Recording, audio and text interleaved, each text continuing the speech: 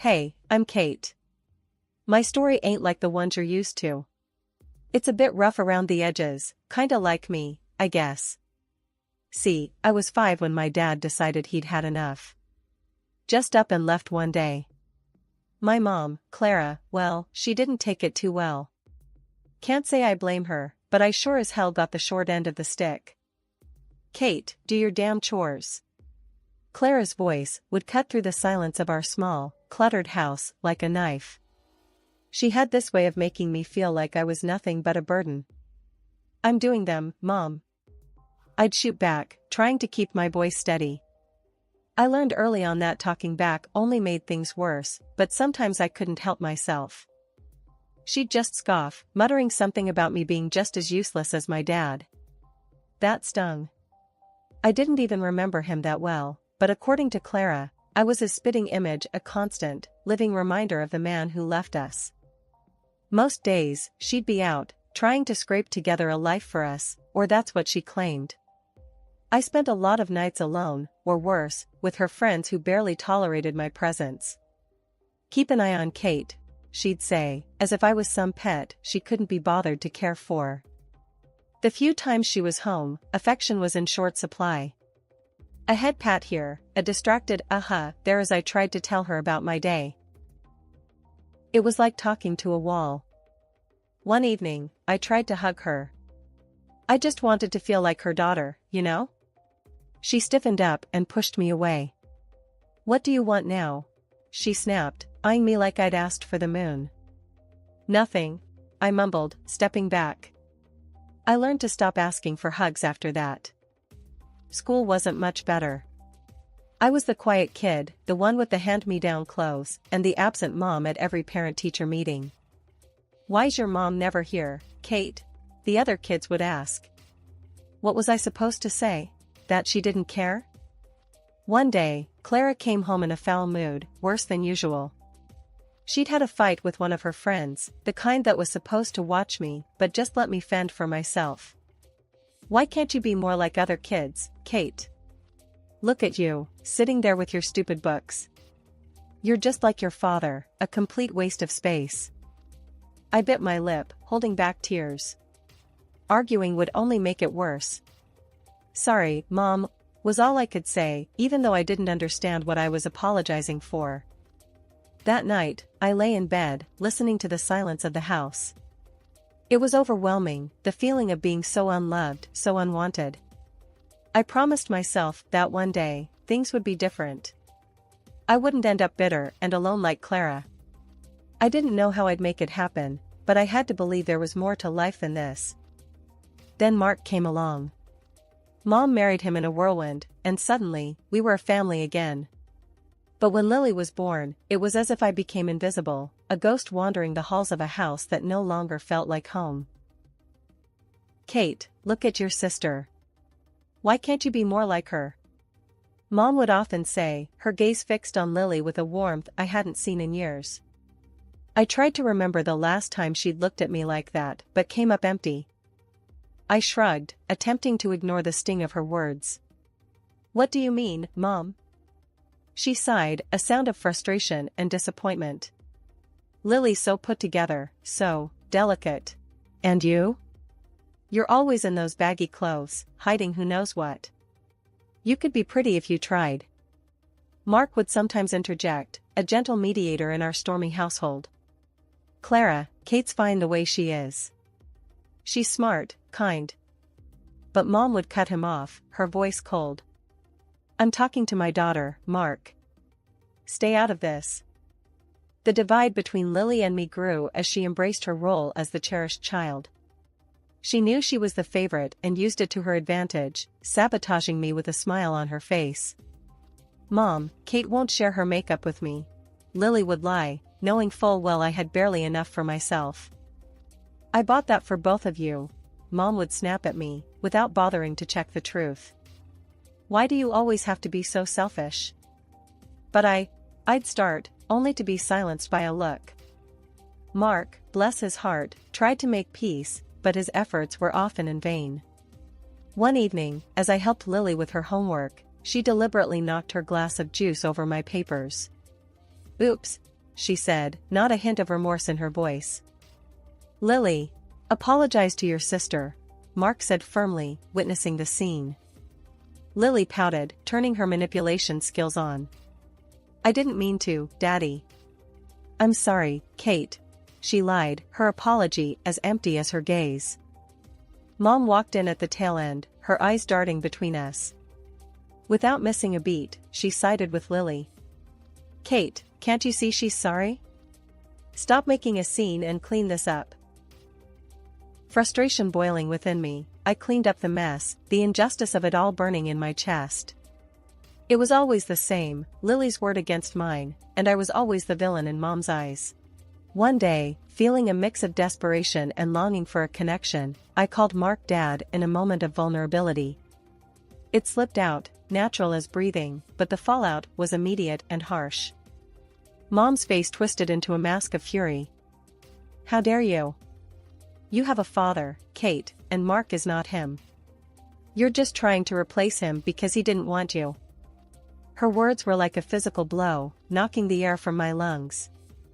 Mark looked stricken, caught between his wife and stepdaughter, a silent witness to my humiliation.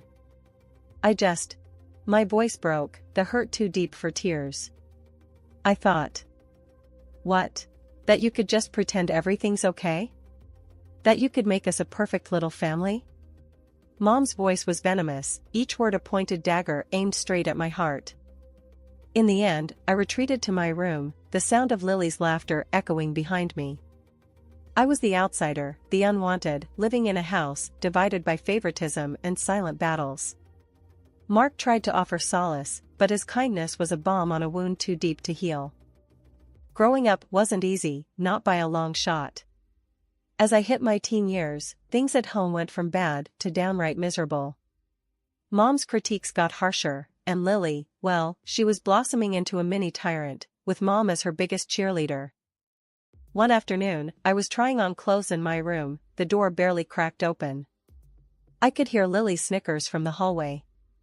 Look at Kate, trying to dress up. Like putting lipstick on a pig, she jeered, not even bothering to lower her voice. I flinched, the sting of her words hitting harder than I wanted to admit. Shut up, Lily. I snapped back, more hurt than angry. Mom's voice cut through the tension like a hot knife.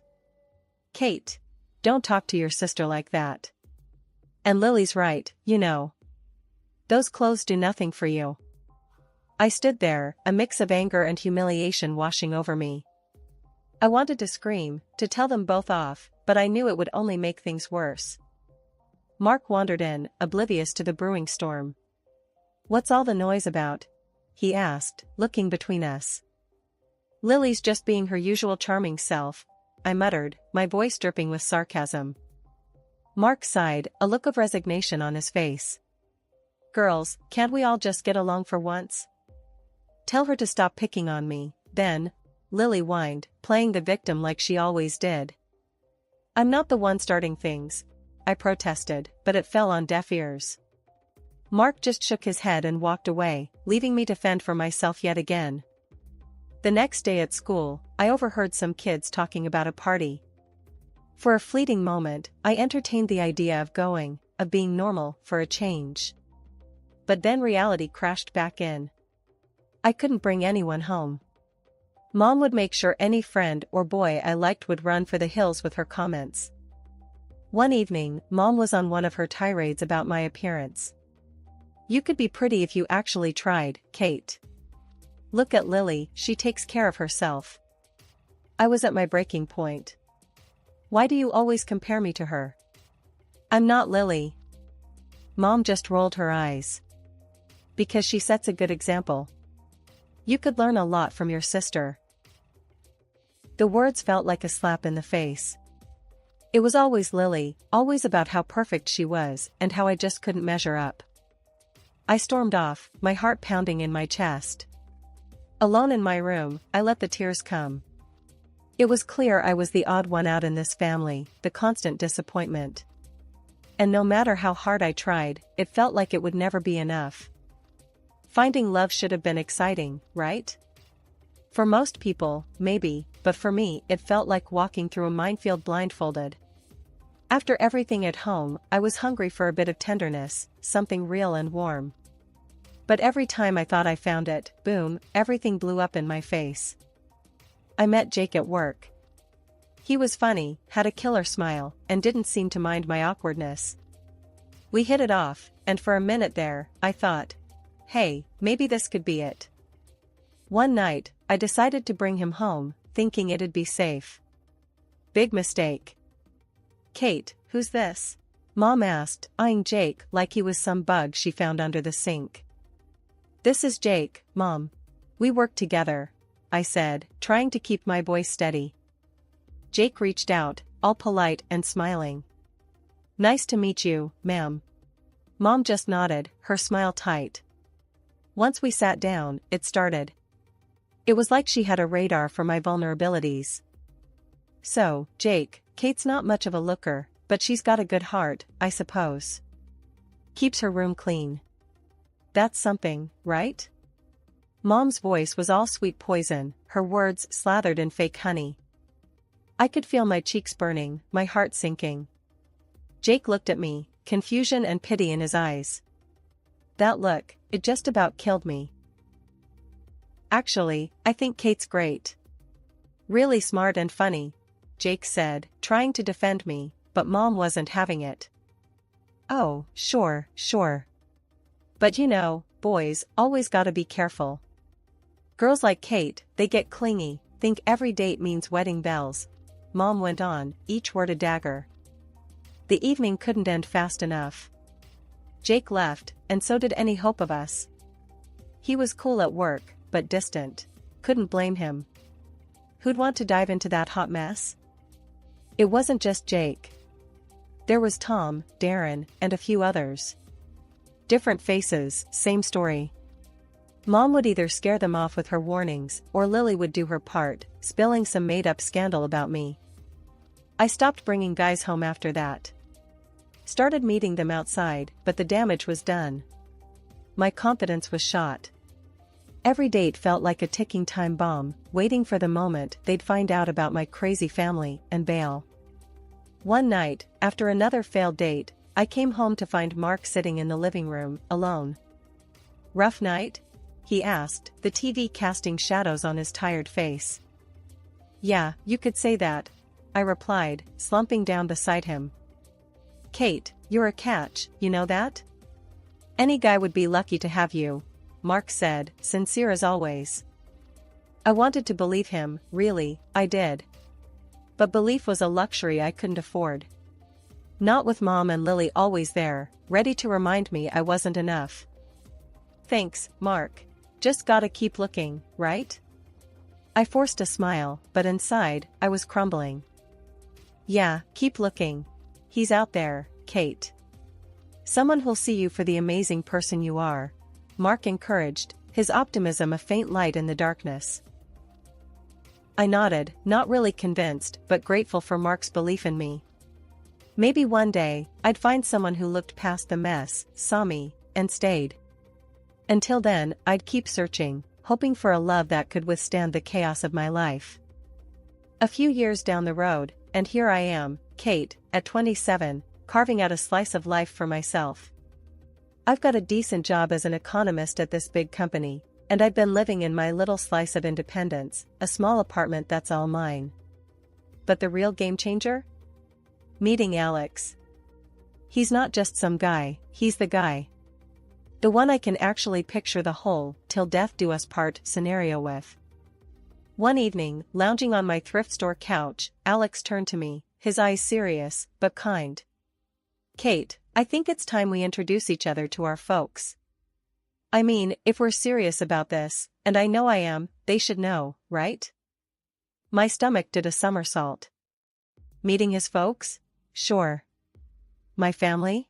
That's a whole different ball game. Alex, you know I'm all in with you, but my family, it's complicated. He took my hand, his thumb brushing against mine. Hey, we all have our brand of crazy at home. How bad can it be? I sighed, spilling the beans about the whole ordeal with Mom and Lily, leaving out no gritty detail. Surprisingly, he didn't bolt. Instead, he squeezed my hand tighter. "We'll face them together," he said, and just like that, I felt a bit braver. So, I bit the bullet and called Mark. Out of everyone, he's been a steady rock in the shifting sands of my family drama. "Mark, I've got news. I'm seeing someone, Alex, and we're engaged." There was a pause, and then, "Kate, that's fantastic. When do we get to meet him?" Mark's enthusiasm was like a warm blanket. He didn't skip a beat, jumping straight to when, not if. I let out a breath I didn't know I was holding. "Soon, Mark. I'm a bit on edge about Mom and Lily." "Don't you worry.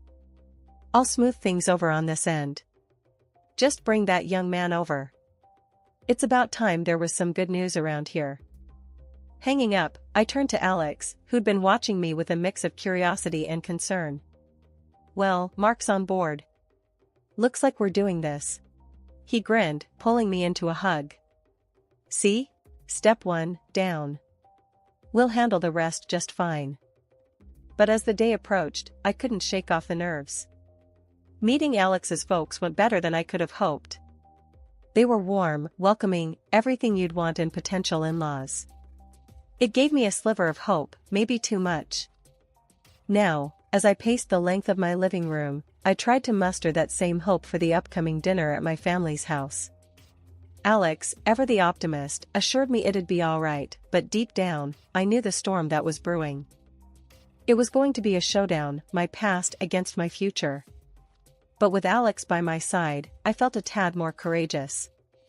Still, I couldn't help but run through every possible scenario, each ending more dramatic than the last. "Kate, it'll be okay," Alex said, catching me mid-pace and pulling me into his arms. "Whatever happens, we're in it together." The air was thick as Alex and I approached my mom's house, both of us bracing for what was coming. Little did we know, the evening had a twist in store. "Kate, Alex, finally," Mom greeted us at the door, her usual frostiness replaced by a warmth that felt out of place. As soon as we were settled and introductions were out of the way, the bomb dropped. "So, Alex, Kate tells me you're quite the big shot, director of your company and all," Mom said, her eyes lighting up in a way I hadn't seen in years. Alex, ever humble, just nodded. "Well, I wouldn't say big shot, but yeah, I've worked my way up." That's all it took. Suddenly, Mom was all smiles and praises, hanging on Alex's every word. The transformation was almost comical if it wasn't so painfully obvious. Dinner was served, and the atmosphere had done a complete 180. Mom was laying it on thick, every other sentence aimed at showcasing how wonderful our family was, especially Lily. "Lily's just been accepted into the honors program at school," Mom boasted, shooting a look at Alex as if to say, "See, we're a family of achievers." Lily ate up the attention, adding her own embellishments. "Yeah, I've always been top of my class. I guess it runs in the family." I couldn't help but roll my eyes. Alex gave my hand a squeeze under the table, a silent show of solidarity. Mark, bless him, tried to keep things balanced, mentioning some of my achievements, but Mom steamrolled over him, redirecting the conversation back to Lily and, whenever possible, Alex's impressive career. As the night wore on, Mom's tactics became even more transparent. She was laying the groundwork, trying to cement a bond with Alex, presumably to ensure her place in what she saw as our newfound fortune. "Alex, you must come from a very driven family. It's so important, don't you think, to instill those values in our children?" Mom said, her gaze flitting between Alex and Lily. Alex, to his credit, handled it with grace. "Absolutely. Hard work and integrity go a long way," he replied, deliberately including me in the conversation with a look. As we made our excuses to leave, Mom was all but hanging off Alex, insisting we visit more often. "You must come for dinner again soon, Alex. It's been such a pleasure," she gushed, practically ignoring me as we said our goodbyes. Once in the car, Alex let out a low whistle. Wow, that was something else. Your mom really knows how to lay it on thick. I sighed, leaning back in my seat. Yeah, sorry about that. She sees what she wants to see. Alex took my hand, giving it a reassuring squeeze. Hey, we're in this together, remember? No amount of schmoozing from your mom can change that. The day after the dinner, I was still reeling from Mom's performance when my phone buzzed. It was Alex, and he sounded weird, like he was trying to stay calm but was struggling. Kate, you're not gonna believe this. Your mom, she called me. Alex started, his voice tight. I froze. Called you? How did she even get your number? He sighed. Found it on some work documents you left at their place, I guess. But listen, what she said, it's insane. My heart sank. What did she say, Alex? She asked me to leave you. To marry Lily instead. He blurted out, and I could almost hear his disbelief through the phone. I felt like I'd been punched in the gut. She what? The words felt surreal, like we were talking about someone else's life, not ours. Yeah, I know. It's messed up. But Kate, I have an idea. We can expose her, show everyone what she's really like, Alex said, a determined edge to his voice. Fast forward, and I'm sitting in a cafe, wig and sunglasses on, heart pounding as I watch Alex and my mom at a nearby table. The conversation flows, with my mom laying out her absurd proposal like she's negotiating a business deal, unaware of the dictaphone hidden in Alex's jacket. As the meeting wraps up, my mom leaves the cafe, all smiles and confidence. I watch her go, shaking my head. This was a woman I no longer recognized, a stranger wearing my mother's face. Alex joined me, his face a mix of concern and anger. You okay, Kate? I looked up at him, my decision clear. Yeah, I'm okay. Let's go home. We have a wedding to plan. The day had come for truths to be laid bare, for masks to fall off, revealing the raw reality underneath. I walked into my parents' house, not as the Kate they thought they could manipulate, but as someone who had seen through their deceit. As I stepped in, my mom greeted me with a smug smile, one that made my stomach churn. Well, look who decided to show up.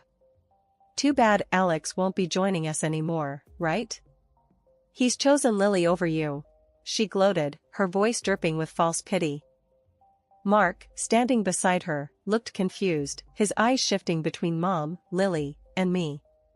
What's going on here? He asked, his voice heavy with concern. I didn't respond immediately. Instead, I locked eyes with Alex, who had followed me in. We shared a silent nod, a mutual agreement that it was time to end this charade. Actually, Mom, Alex is here, I said, stepping aside to reveal him.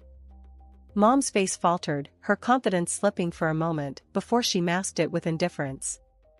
The room was heavy with anticipation as Alex hit play on the recorder. My heart was racing, knowing the weight of what was about to be heard. As my mother's voice filled the room, you could feel the atmosphere shift. I never loved Kate. Her voice echoed, each word a dagger. And Mark, I married him for his money, nothing more. The recording stopped, but its impact lingered, heavy and suffocating. The silence that followed was broken only by the sound of my stepfather's voice, strained and full of hurt. I can't believe this, Mark finally spoke, his voice barely above a whisper but carrying a storm of emotions. His gaze shifted from the recorder to my mother, seeking some denial, some sign of remorse. But there was none. Mark stood up, his decision clear in his hardened gaze. That's it. I'm done. I want a divorce, he declared, his voice stronger now, resolved. You need to leave the house. The fallout was immediate. Accusations flew, tears were shed, and the fabric of our family was irreparably torn. My mother and Lily, united in their scheme, were now facing the consequences of their actions, isolated by their own greed and deceit. As for me, standing there amidst the chaos, I felt a strange sense of peace. The truth, as painful as it was, had set me free from the web of lies that had ensnared our lives for too long. In the weeks that followed, I focused on rebuilding, on planning a future with Alex, one based on trust and love. We got married in a small, intimate ceremony, surrounded by friends and those who truly cared for us. Mark was there, his presence a symbol of the family ties that still held, despite everything. Mom and Lily? I made the difficult decision to cut ties. It wasn't easy, but it was necessary for my peace of mind, for my happiness. As Alex and I stood together, hand in hand, I realized that this was just the beginning. A new chapter, free from the shadows of the past, ready to face whatever came our way, together. All right, everyone's presentations are done. Nick, the manager, said as he tried to move the discussion forward. Excuse me, I haven't. I recently found out something. Nick interrupted me and began to speak. There's apparently someone in this department who didn't graduate high school and is just a part-timer. Meetings should be for employees only. Absolutely right. His lackey, Mike, of course, agreed with Nick. I'm leaving. After leaving the meeting room, I started to shut down my computer. I noticed that an email had arrived, not in my personal inbox, but in the company's shared email. Thinking, there's no point in speaking up, no one will listen, I went home quietly. The next day, I heard a commotion from Nick's desk. He was staring at his computer screen, his face pale. Nick! Is something wrong? Mike looked at the screen with him. And he turned even paler than Nick. Why is he so angry? Knowing the reason for Mike's distress, I thought to myself, serves them right. My name is Adam. My mother passed away when I was in the 9th grade, and I was raised by my father. Well, you could hardly call it being raised. After my mother passed, my father changed. He drowned his sorrows in alcohol, and though he still went to work, he squandered our living expenses on horse racing. Because of that, I had to start working part-time as soon as I entered high school. Every month, I went to the convenience store with bills in hand that couldn't be auto-deducted from my father's account. Even though I endured it because I didn't want to be alone, I reached my limit in my second year of high school and dropped out. I found a live-in job at a distant inn. Thank you for everything. The day I left home, my father, still staring at the TV, spoke. Take care. That was our last conversation. Back then, 18 wasn't the age of majority, so I needed my father's permission to work, and I couldn't hide my place of employment. Yet, my father never visited me even once. I kept working just to survive, and before I knew it, I was 42. Years of hard work paid off, and I was transferred to the headquarters. I was thrilled to be recognized by the company, as I thought I'd be working in the field until retirement due to my lack of formal education. Listen up. Our work can change the future of our employees.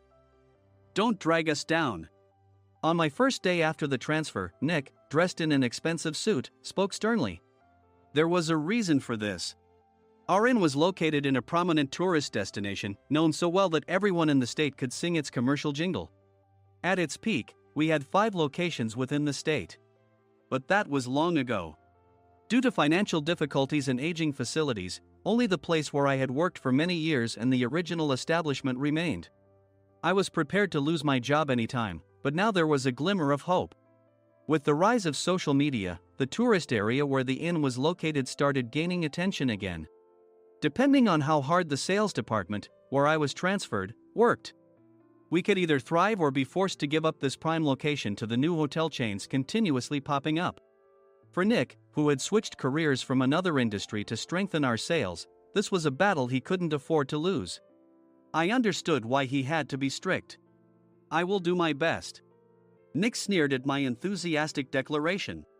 Did you not hear what I said? I'm sorry. I thought I was listening carefully. Out of habit from years of customer service, I apologized reflexively, though I had no idea what had offended him.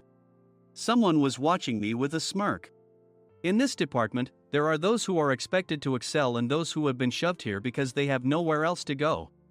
You are the latter. It was Mike, the section chief. He's 7 years younger, at 35. But he was called to headquarters much earlier than I was and had been moving around within the headquarters ever since. I'm not jealous, but I can't accept that he's my boss.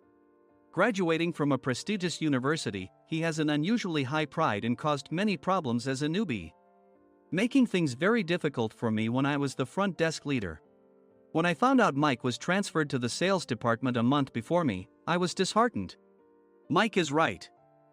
With just a middle school diploma, there's not much you can do. Don't even think about achieving results. As if I didn't exist, Nick remarked, "I'm thirsty." Mike eagerly ran to the coffee maker. It seems Mike is Nick's lackey. I regretted being happy about my transfer to headquarters, wishing I had stayed on site forever. Send a direct mail to every company on this list by the end of the day. Nick only assigned me tasks that even a new graduate could handle.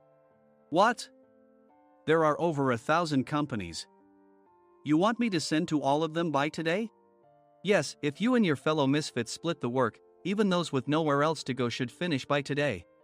I glanced at the employees typing away expressionlessly. They were worn out from customer service, only thinking about leaving on time, or were women reassigned after having children. With zero motivation for work.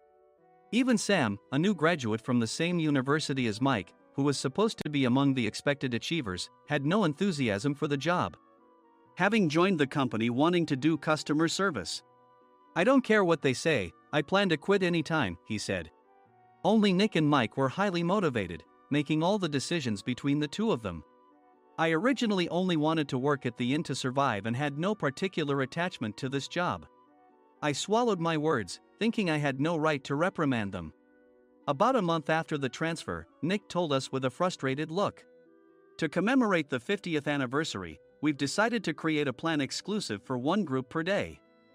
Originally, Mike and I were supposed to come up with it, but our president, Mr. Thompson, insists on hearing everyone's opinions. So, you all get a chance." As Nick explained, Mike began handing out prints.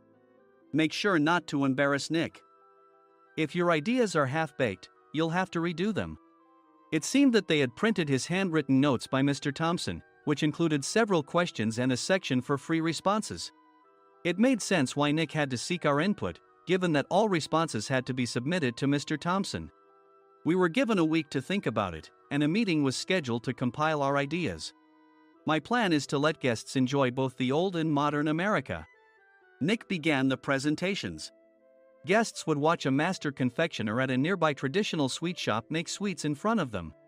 The welcome drink would be premium tea in a bottle. Nick's plan was certainly attractive. After his presentation, Nick called on us to present in the order we were seated. Just as I stood up for my turn. "All right, everyone's presentations are done." "Excuse me, I haven't. I recently found out something." Nick interrupted me. "There's someone in this department who didn't graduate high school and is just a part-timer."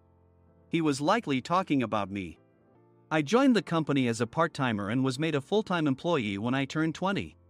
That was 20 years ago, so Nick and Mike probably had no chance to know until recently. Meetings should be for employees only. Absolutely right. After that, Nick kept creating opportunities to solicit everyone's opinions, purposefully excluding me from speaking. The meeting unexpectedly heated up and went past the scheduled end time. A few people asked to leave, and the discussion continued with the remaining few. "Still here?" Normally, you'd leave in that situation. Though I had no attachment to the job initially, hearing kind words from customers made me want to make them happier. For someone like me, with nowhere to go, the inn was my home and customer service was my life. I felt pathetic about my current self. "I'm leaving." I left the conference room and started shutting down my computer. I noticed an email had arrived, not in my personal inbox, but in the company's shared email. Thinking no one would listen to what I had to say anyway, I quietly went home. The next day, while preparing the DM as instructed, I heard a commotion from Nick's desk. In his haste to stand up, he hit his knee on the desk. He stared at his computer screen, his face pale. "Nick, what's wrong?" Mike, thinking he should be the first to rush over, approached Nick while still wearing his coat. He peered at the screen with Nick. And he turned even paler than Nick. Why is he so angry? Who is responsible for this company? Nick, more irritated than ever, asked, and Mike answered without checking. Probably Sam. Sam wasn't there because he was attending a morning training session for new hires. Nick gave up on getting angry and returned his gaze to the screen. They were looking at an email that arrived right after the end of the working day yesterday. Apparently, no one, including me, had checked it before leaving. The email was from a large company that used us for their annual employee trips. The president and executives of that company also frequently used our services personally. President of the company, Mr. Mason himself, had declared that neither he nor his company would ever use our services again. Well, some companies cancel their employee trips or stop using our services due to financial struggles. Let's just move on. Mike kept wiping the sweat from his forehead with a handkerchief. Knowing why Mike was so agitated, I quietly watched their interaction. Do you know how much revenue we get from that company? We can find other guests to fill the rooms, but we'll lose the banquet costs, gift shop revenue, rental car fees, and more. Moreover, the gifts were supposed to be prepared by the traditional confectionery shop involved in Nick's proposed plan. If it's known that we incurred such a huge loss at this critical time, Nick's position in the company would be jeopardized. Nick took a deep breath, seemingly trying to calm himself. All right, Mike. Go to New York right now and apologize to Mr. Mason. What? You're coming with me, right? I have urgent work to do. I trust you, which is why I'm entrusting this to you. Please. Mike, believing Nick's sincerity, agreed with a determined look on his face, saying, yes. That's Nick for you. Even if Mike went to apologize, Nick would shift all the blame onto him if the client didn't change their mind. Well, it was Mike's fault to begin with, so it served him right. About 3 hours later, Sam answered a call from somewhere and repeatedly apologized, saying, I'm very sorry. Everyone watched to see what was happening. After ending the call, he informed Nick with a weary tone. When Mike arrived at the client's company, he only made things worse, further infuriating Mr. Mason. He was demanding, get his boss here immediately.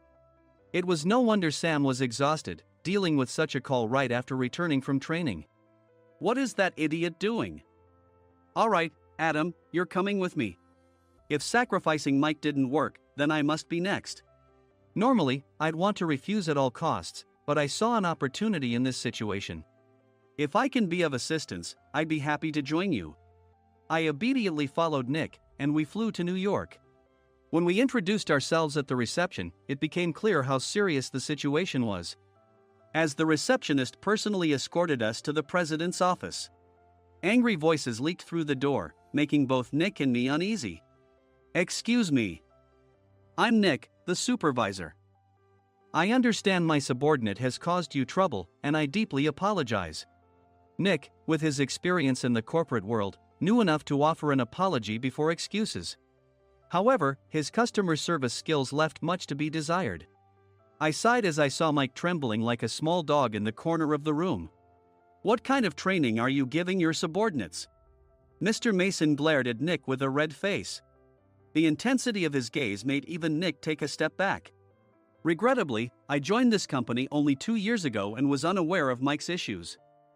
I should have identified his shortcomings sooner. Indeed. I should have realized sooner. No sensible person would come to apologize and then give a lengthy presentation on the drawbacks of not using their in. Nick froze, his mouth slightly open. Suspecting the worst, I picked up the documents that had fallen to the floor. It seemed Mike hastily prepared these documents on the plane, listing the disadvantages. Disadvantage 1: if you change the venue for the company trip, employees might suspect it's for cost-cutting reasons, leading to a negative impression. Reading it aloud half-jokingly, Nick snatched the papers from my hand and checked the contents with a furious expression. Among the stack of documents was a receipt from a nearby convenience store's copy machine. I felt a pang of dread, hoping he hadn't shown the receipt as well. What do you think he said when I asked what kind of nerve he had to do this? I'm very sorry. Faced with the dire situation, Nick must have thought there was nothing left to do but apologize. In a voice smaller than I'd ever heard from him, he uttered words of apology. He said, I'm a Harvard graduate. I don't believe I said anything wrong. Mike! What have you done? Forgetting his plan to pin the blame on Mike, Nick yelled loudly, even in front of Mr. Mason. I didn't do anything wrong. You're still saying that? Look at him. Mike pointed at me with a shaking hand. I was assigned to headquarters in my 20s and now I'm a section chief. This guy only made it to headquarters at 42. Everything I've done proves I was right. So why are we losing the contract? Having said his piece, Mike collapsed to the floor. Of course. You were sent there because you had nowhere else to go. Mike never expected to hear such words from someone he looked down upon. He lunged at me, and Nick hurriedly stepped in to stop him. Mr. Thompson told me Mike is a quick thinker, and to take good care of him. There's no way he was pushed aside. Don't make things worse here. He didn't say quick thinker, he said only quick-witted, didn't he? I don't remember that part.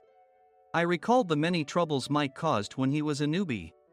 When Mike was on the front line, his pride was so high that he never apologized to customers. Customer service, especially in our job, doesn't work alone. It brings both good and bad situations. If the front staff or housekeepers made mistakes, or the cleaning company didn't properly clean a room, one had to apologize to the customers regardless of personal fault. Mike, in such situations, would never apologize, insisting he wasn't at fault. This often angered customers, and as the front desk leader, I frequently had to apologize on his behalf. He caused complaints and disrupted operations, which is why he was quickly moved to headquarters. In departments where he didn't interact directly with customers, his quick thinking was beneficial and things went well. But it seemed his flaws were starting to show. Corporate reservations are supposed to be entered into the system by the sales representative. But a quick check yesterday revealed that more than 10 items were missing from the client's reservation. The handover document clearly stated what needed to be prepared. Why didn't you enter it into the system? Why do we have to give them special treatment? Filling rooms near the banquet hall, setting up all the food in advance. Specifying the brand of wine, they're too demanding. No wonder he always angered customers, I thought, feeling a headache coming on. Grouping them in rooms near the banquet hall is for our benefit too. It makes it easier for the staff to set up beds and serve breakfast since everyone's schedule is synchronized. As for the other requests, Mr. Mason suggested them to lighten our load. I didn't know that. Nick finally seemed to realize that Mike was the one who had angered the client. What did you say to them? I just told them we wouldn't give them special treatment anymore. We shouldn't waste effort on things that don't bring in money. I was utterly exasperated at his lack of understanding of customer service. Of course, we shouldn't comply with unreasonable demands. But carrying over successful practices from past stays makes customers feel remembered and enhances their experience. Good memories encourage repeat visits. That's part of our job. I looked down at Mike, who was sitting on the floor. In our job, nothing is a waste. Mr. Thompson likely moved you to the sales department, hoping you'd finally understand this. How do you think he feels now that you've failed to meet his expectations? Mike, tears in his eyes, fled the president's office. I was amazed he still hadn't apologized. You have it tough, Adam. It's okay, we're all employees of the same company. I deeply apologize for this disrespectful incident. Especially after all the care you've shown us. If it weren't for you, Adam, I really would have stopped staying here. When I heard you were moving to the sales department, I was willing to reconsider if you handled it. Seeing us talk so amicably, Nick's face contorted. Do you two know each other? Adam's service is excellent. I always requested him specifically. Normally, we don't accept specific staff requests, but we made an exception for Mr. Mason, adjusting my shifts accordingly. He had personally stayed at our hotel just before my transfer, and during casual conversation, I mentioned, I'm moving to the sales department soon.